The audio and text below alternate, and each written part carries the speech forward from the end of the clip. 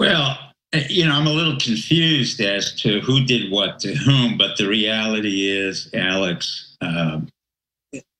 you've earned your keep. You've done a brilliant job of keeping the alternative right on course. And this grew way, way before some of the pundits said. This really grew out of 9/11. And you were essential to this. And that's why I have to go back to that episode and the collusion that occurred, because in a way, Trump has opened up the door once again to the 9/11 crowd. What you're seeing here is 9/11 people on both sides of the aisle.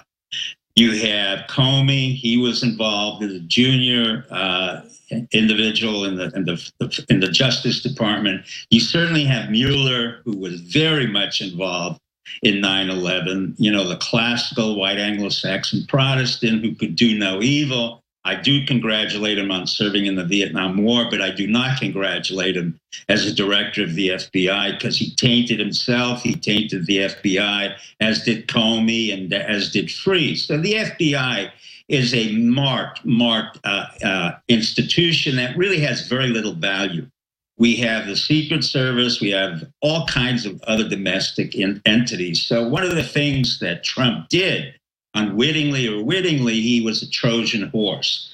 He opened up the door to every one of the people who worked with Bush Jr. And the tip of the arrow was Elliot Abrams, John Bolton.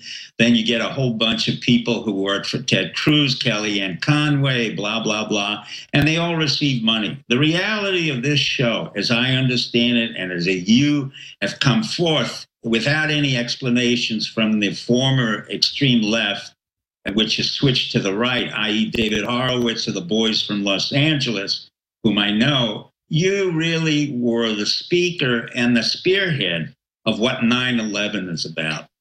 9/11 has never been forgotten by your audience, and over 70% of the people now understand that everything that's being said by officials, including the President of the United States, with possible exception of Trump, is becoming a lie. And that's the problem that we're having in the system.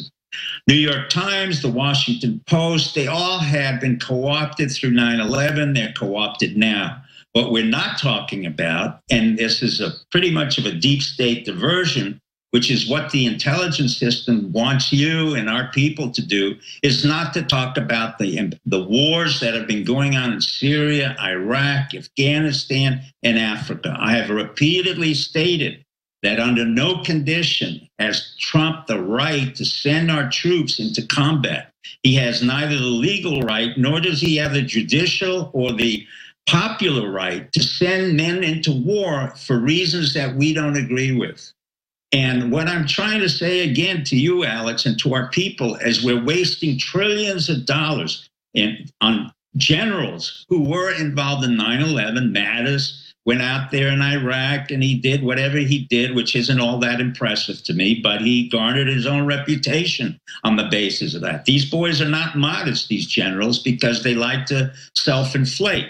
Same thing with McMaster. He turned out to be a disappointment. But again, he inflated his own accomplishments.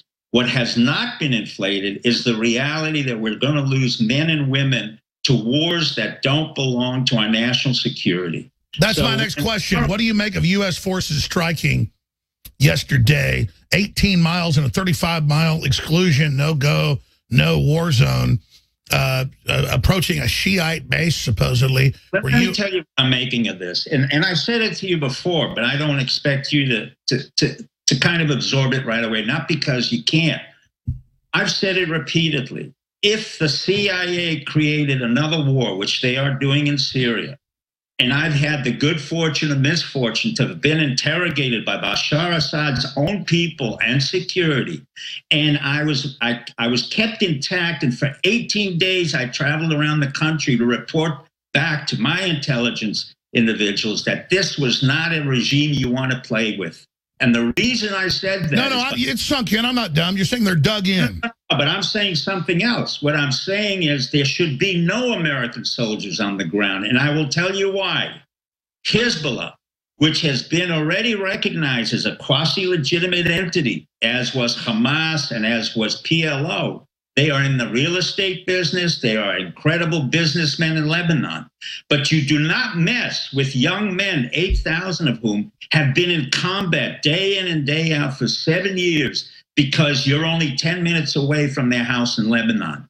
In other words, you've got to look at these Hezbollah fighters as we did patriots. I'm not saying they're great people. I'm saying these are young men who are willing to fight and kill to make sure that we don't get into their territory. And Syria comes close to Lebanon.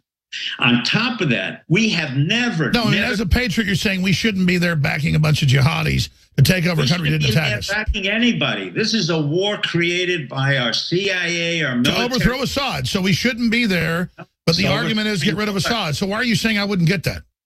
No, I didn't say you wouldn't get that. I said from day one, we shouldn't have been Saddam Hussein, throw him out. We shouldn't have been taking Noriega. Oh, you were saying in general people wouldn't get it.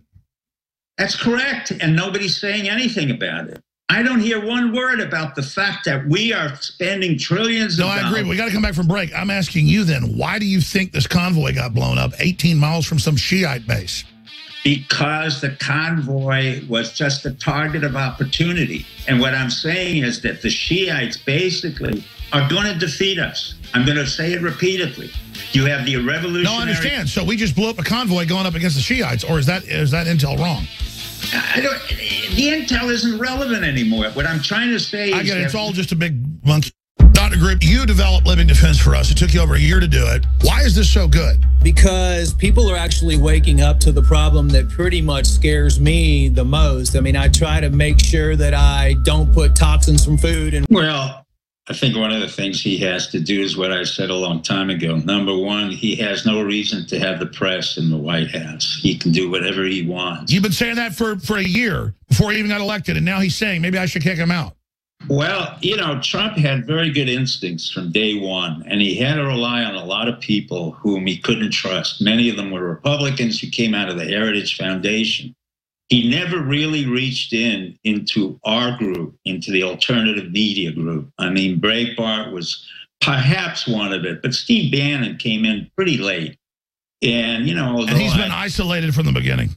Well, yes, but the reality is Trump has to wake up to realize that it was we, you, me, and a bunch of others who from very early on, we were looking for a candidate, and we chose him. Now, if he opens up the door, and I said it's a Trojan horse, and he picks Republicans who are in the Bush Jr. administration, he's self-destructing. And he's starting to do it. Well, the one thing I was against, and quite frankly, I was going to say it earlier, but I didn't have the time, and it was nothing to do with you, is I was going to write that Trump should not have gone on a foreign affairs trip. There's no reason for him to go to Italy or Belgium or Israel or Saudi Arabia now. It does nothing for him. If anything, it leaves it behind. The king is left, and you've got 4 or 5 generals sitting at home just waiting to see what would happen.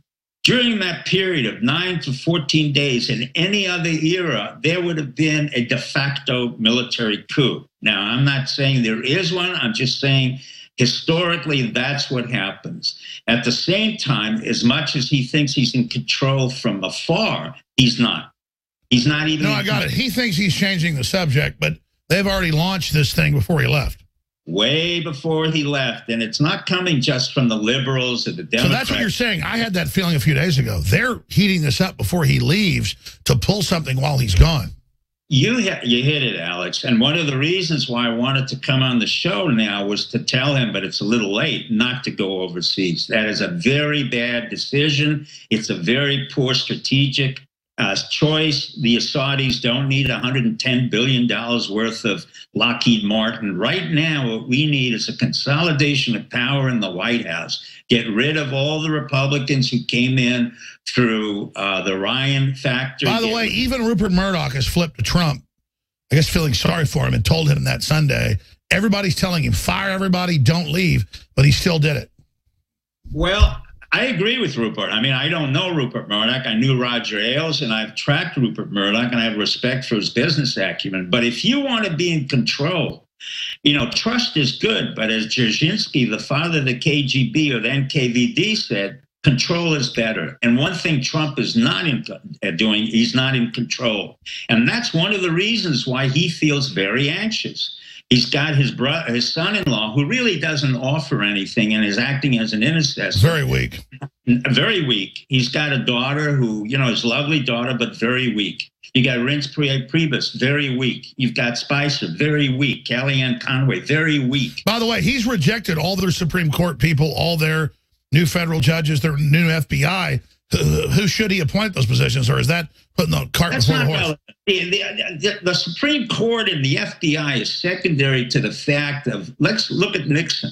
Despite the fact that he had been ill and he was out of power and we had a soft coup, I have to commend Henry Kissinger for having created a group of us to maintain the stability at a time when we didn't have... I tell you what, let's talk about what happened back then when that coup took place and what you did. Because it's true. People criticize me for saying Trump's good having Kissinger there.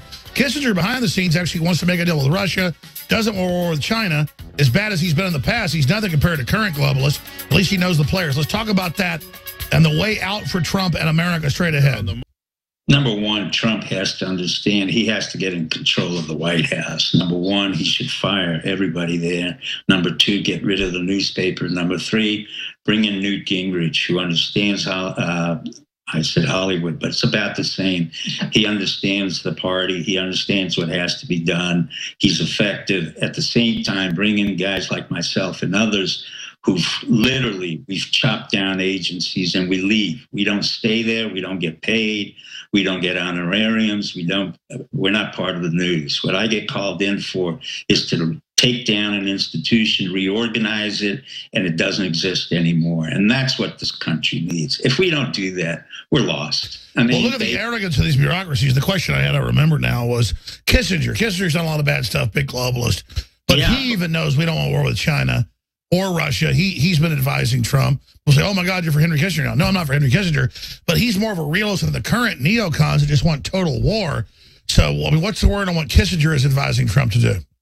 Well, I don't have a problem with it. I worked for Henry Kissinger. I had my differences, but one thing you got to say about Henry, number one, he was in counterintelligence. Number two, he served our military, unlike the neocons. Number three, he knows the world extremely well. Number four, he was exceedingly popular at a time when we needed a man who could take over for the fact that Nixon was ill. And actually, Kissinger's greatest contribution to our history is that during a time when we didn't have a president of the United States, he stood very tall and strong and made certain that the Chinese and the Russians couldn't take advantage of us.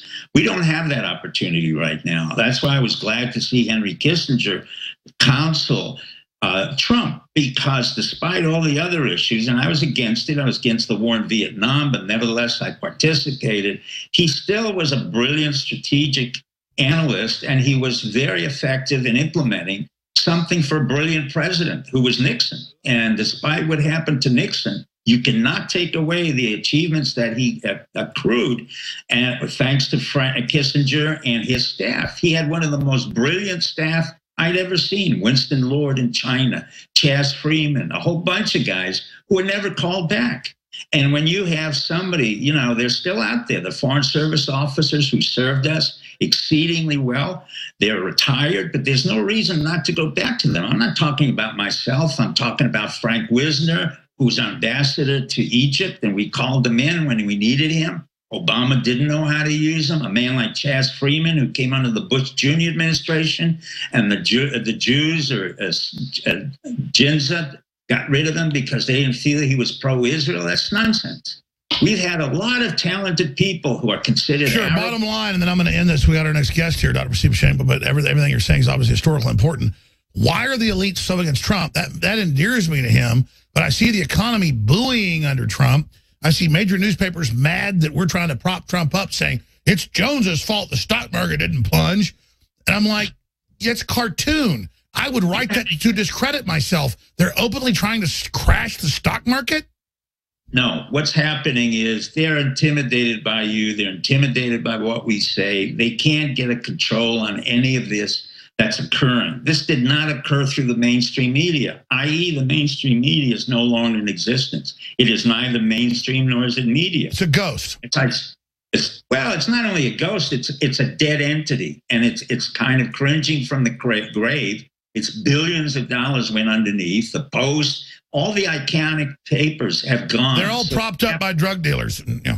Yeah, well, in that case, it's slim. That's the case. But it's Bezos in one case. It's another issue, another. But well, that's a CIA contract. What a scandal. The Washington Post is paid for with a taxpayer contract?